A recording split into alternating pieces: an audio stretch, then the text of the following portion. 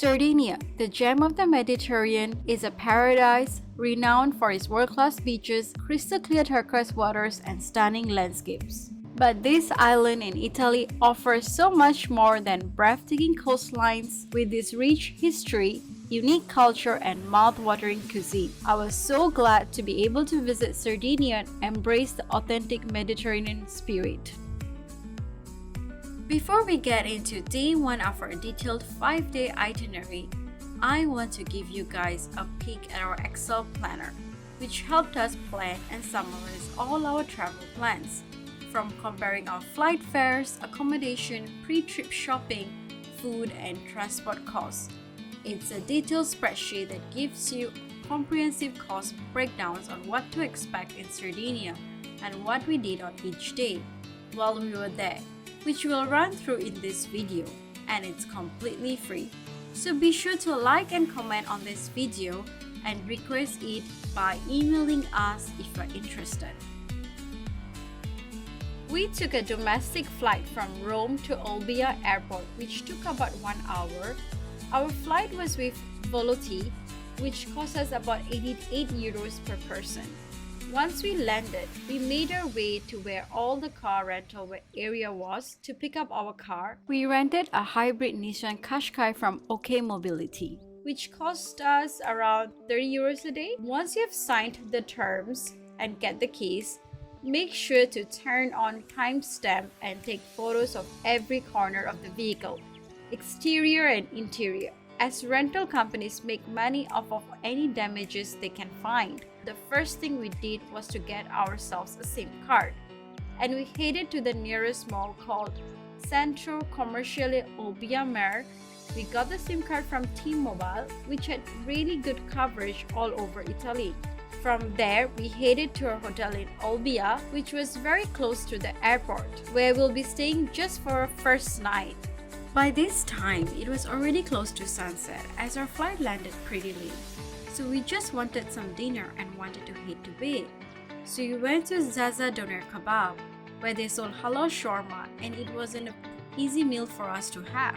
On to our first proper day of seeing Sardinia. We got some pastries and coffee from a local shop nearby and hopped onto a car and start our road trip northeastwards. Our first beach in Sardinia, Spiaggia del Principe. This was actually recommended to us by a local, so we decided to check it out. Now on the way to the beach, there was an amazing viewpoint which we chanced upon, and we parked on the side of the highway and just explored for a couple of minutes. The panoramic views of the town below was a nice preview of what to expect from here. Then we continued on the road till we reached the parking area at Spiaggia del Principe. It's €2.50 an hour or 18 euros for the entire day to park here. We spent 1.5 hours here. The walk from the car park took about 10 minutes with some small inclines, and what a beautiful white sand beach this was. The colors of the water were so pristine and clear, and the white sand made it all the more stunning. The beach wasn't too crowded, which made it even more special. Spiaggia del Principe is shaped like a crescent framed by low-lying granite rocks and lush Mediterranean vegetation. The shallow areas were perfect for a leisurely swim, while the calm, crystal-clear waters made it ideal for snorkeling. The backdrop of granite rocks made for a great place to explore and take photos. Walking along the edges of the beach reveals smaller coves and rocky pools. After about an hour and a half here, we packed up and headed to our next spot. Back at the car, we geared up for the next leg of trip, which was a viewpoint. Piazza Forba di Panoramica, from which you can see the coastal city of Palau. Palau is the town you board a boat to visit the La Medellina Islands, which have some of the most stunning beaches in the area. If you have time, they're definitely worth a visit. But we didn't have time to do that, so we had to continue on westwards.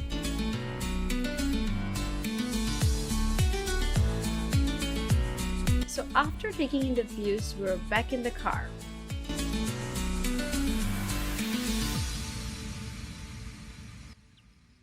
By this time, we were pretty hungry, so we drove onwards for our lunch. We ate at a local restaurant, Ristorante Pizzeria La Vecchia Costa. We had some seafood and vegetarian pasta that came up to about 60 euros for 4 of us. After a pretty late lunch, we head back on the road and make our way to the final destination of the day, Spiaggia di Cala Spinosa. The drive there was scenic, with rugged cliffs and glimpses of the turquoise sea teasing us along the way. Once we got to the trailhead, we realized the beach is tucked away at the base of rock formations and took us 5 minutes down a steep trail. Spiaggia di Cala Spinosa is a small, picturesque cove surrounded by jagged rocks that frame the pristine water. The coastline here is rugged yet playful, with interesting rock formations that create natural pools, and it was a great way to cap up our first day here. What really captivated us though were the hidden little caves scattered along the beach. We headed to the town of Portobello and stayed the night there at an Airbnb. We started off day 2 by checking out early from our Airbnb and heading straight to our first destination with our takeaway breakfast, Spiaggia di Cala Licosi. Once we arrived at the designated parking area at the trailhead, we were greeted with the limestone marble that makes this beach special. The walk to Cala Licosi was about 15 minutes along a well-maintained path that hugged the cliffs. The trail offered incredible views of the turquoise sea, wonderful rock formations, and the wild, untouched landscape surrounding the cove. The view before the final descent was just absolutely stunning, and I clearly remember seeing this view on my desktop when I made this trip. The water is nice and warm in the summer months, making it a great place for a dip. The sand was golden and soft, and the water was a brilliant mix of blue and green. What makes this beach so special is how the cliffs almost completely enclose it, creating a calm and sheltered spot perfect for swimming and relaxing. We found a quiet spot, laid out our towels, and enjoyed the views. By around 11 a.m., we wrapped up our time in Spiaggia di Cala Licosi. Our next destination was a unique and quirky landmark, Roccia di Elefante, also known as the Elephant Rock. This unique rock formation that looks like an elephant is right by the roadside. This fascinating natural sculpture was formed over millennia by wind and water erosion, and it's one of Sardinia's most famous geological landmarks. It stands out at about 4 meters tall, with its trunk extending forward and its body rounded like a real elephant. The area surrounding Roccia del Elefante is peaceful and scenic, offering lovely views of the countryside. After spending about 20 to 30 minutes here, we hopped back in the car and headed to a town nearby for our lunch. We stopped at a restaurant called Just Eat Kebab, and they had good prices on their kebabs, burgers, and fries. After lunch, we stumbled upon this beautiful quaint town called Castel Sardo. Castel Sardo is a medieval hilltop town perched overlooking the Gulf of Orosei. As we approached, the first thing that caught our eye was this castle, sitting proudly at the top of the hill, surrounded by colorful houses cascading down the slopes. The sight was like stepping back in time, and we couldn't resist the urge to park the car and explore.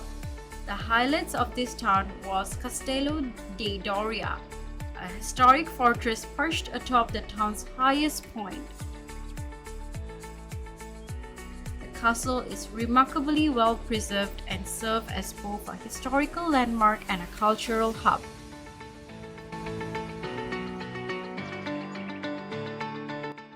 From there, we headed to our last spot for the day, Spiaggia La Palosa. This beach, often touted as one of the most beautiful in Sardinia, was about an hour's drive from Castel Sardo, taking us through more stunning coastal scenery. Now, on the way, it was so interesting that we got stopped by the crossing of ships.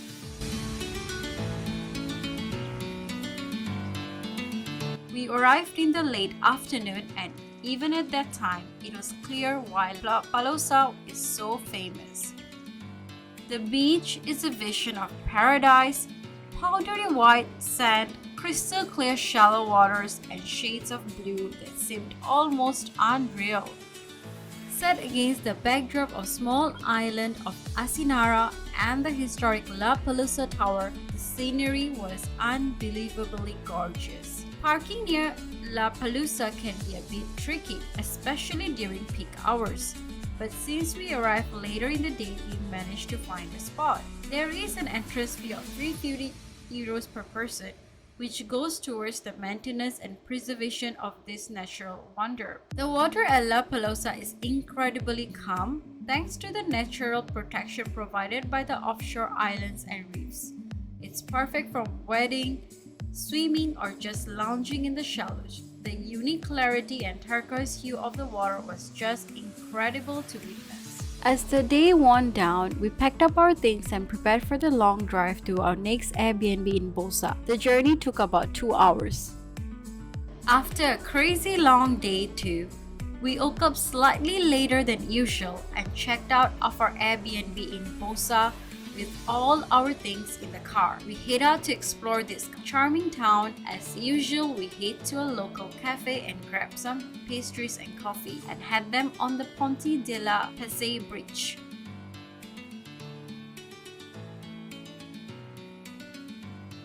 From here, we could get a glimpse of the beautiful city that runs along the Timor River, with the quaint fishing boats and colorful buildings at the background.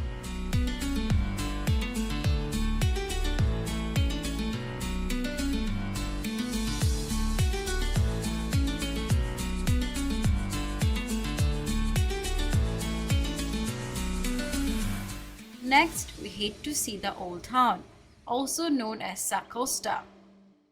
We walked along Corso Vittorio Emanuela II, which connects the old town of Bosa to the new town. Here we walked around the cobblestone streets and really enjoyed looking at the vibrant pastel houses, artisan shops, and local cafes, which are so picturesque. I've never seen anything quite like it, and I was amazed that such a beautiful town existed in this island. There were so many nice little alleyways that filter out from the main street, and it was just so much fun walking around and admiring the architecture and the Italian charm here.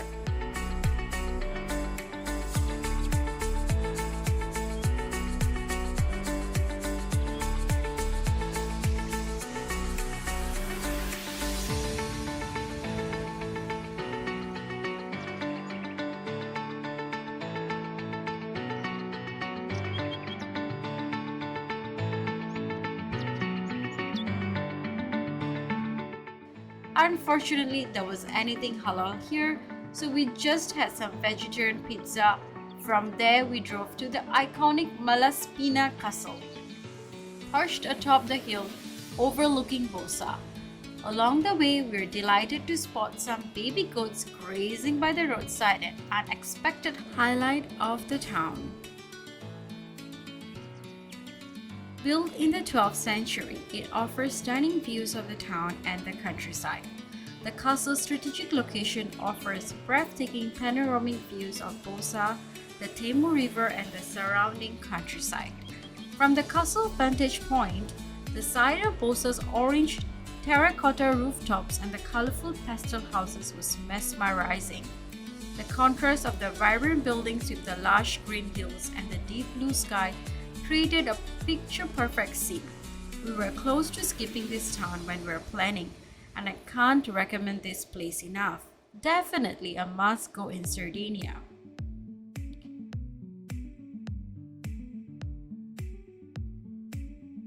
After wrapping things up in Bosa, we drove to Cain Malu, a unique natural pool near Bosa. Now, getting here was about a 15-minute trek from the parking lot.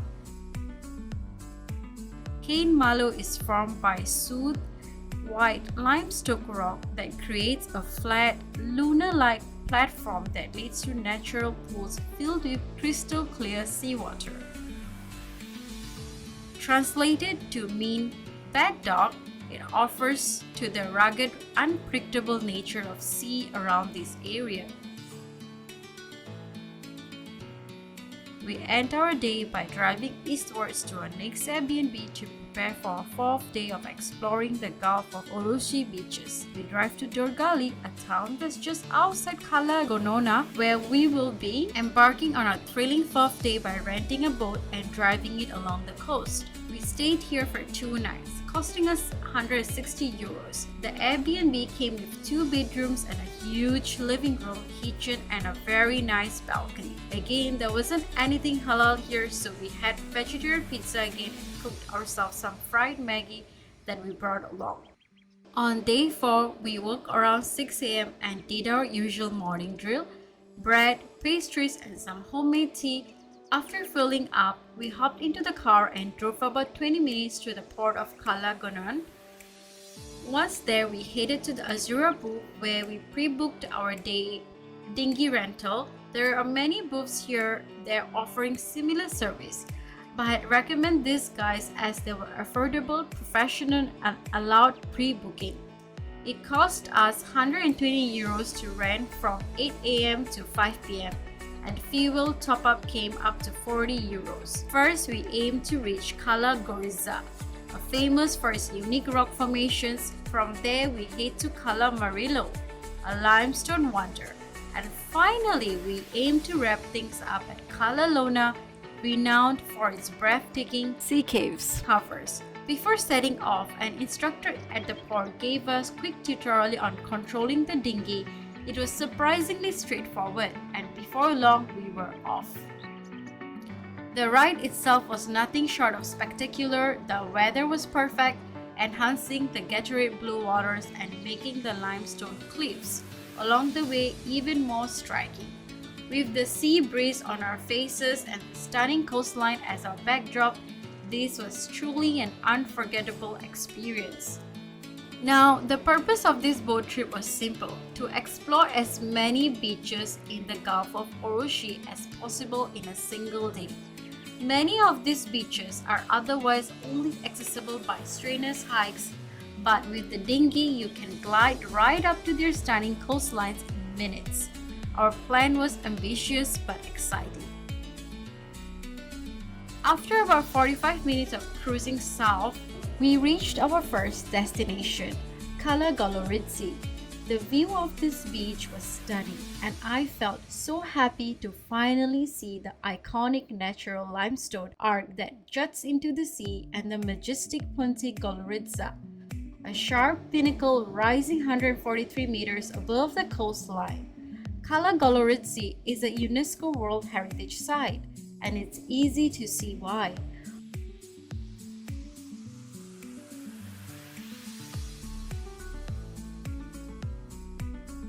While the beach itself is small and pebbly, its charm lies in the untouched beauty and tranquility that surrounds. It's possible to hike to this beach, but takes about 4 to 5 hours round trip, and it's a difficult hike, which is why we were glad to be on a boat.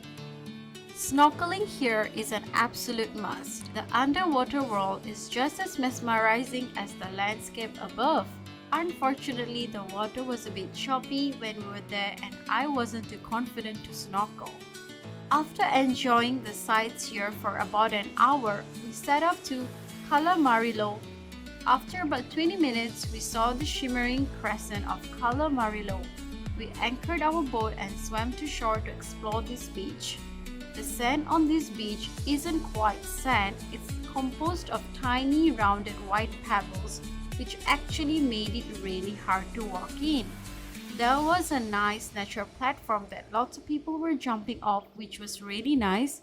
We could hike to this beach as well, but it's even harder than Cala Goloritsi and takes about 5 to 6 hours round trip, which made us even more convinced that we took the right option of using a boat.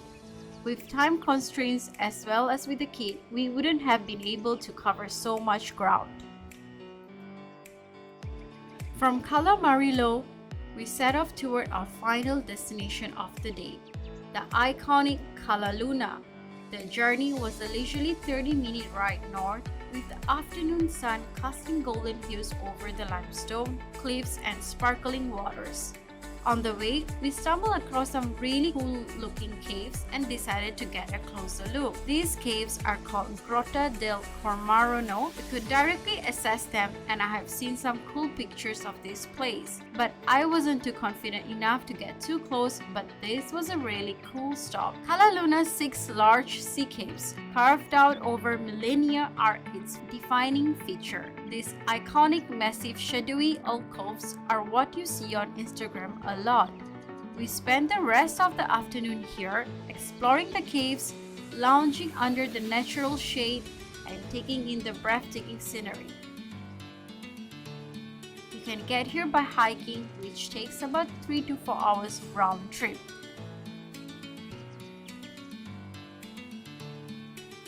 What made Cala Luna truly special was its unique blend of rugged natural beauty and tranquil vibes, making it a great spot to end the day of beach hopping.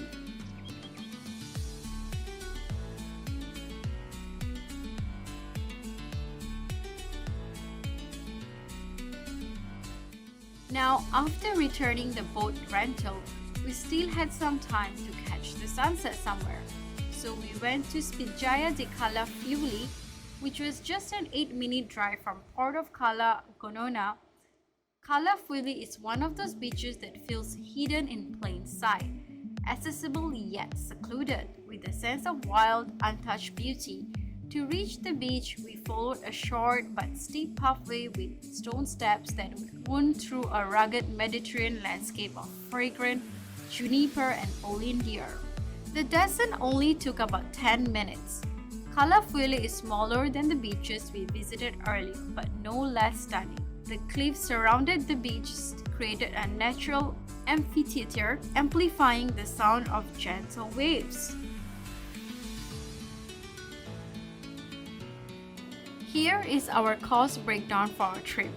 Note that all the prices are in Canadian dollars. We flew from Vancouver and transited at Rome, so our flights tickets came up to $1,100. Our car rental for about 5 days came up to $43 per day. Accommodation came up to $720 for 5 nights. And all our other miscellaneous spending such as gas, tours, pre-trip shopping, and food are listed in the spreadsheet. And that wraps up our trip in Sardinia, a truly magical island that I hope I come back to one day. We spent the last day getting to the airport to continue on to our next leg of our trip, which was to Naples, where we explored the Amalfi Coast, Positano, and Mount Vesuvius. If you find these guides helpful, be sure to subscribe and hit the notification bell, and look out for our travel guide for our next leg.